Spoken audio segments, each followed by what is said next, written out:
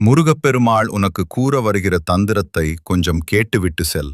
இல்லையென்றால் செல்வத்தையும் சுயமரியாதையையும் இழக்க நேரிடும். அனைத்திலும் உயர்ந்த இடத்திற்கு செல்ல வேண்டும் என்றால் இந்த வீடியோவை முழுமையாக பார்த்துவிட்டு அதன் முழு பலனை நீயே அடைவாய். முருகப்பெருமாளிடம் நாம் மனமாற கேட்ட பிரார்த்தனை ஒருபோதும் வீணாகாது.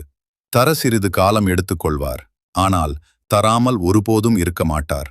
இப்போ கவனமா கேள். மஞ்சள் நிறம் என்றால் குருவை குறிக்கும். சிவப்பு நிறம் என்றால் செவ்வாயை குறிக்கும். 9 செவ்வாய். செவ்வாய் என்றாலே முருகன்.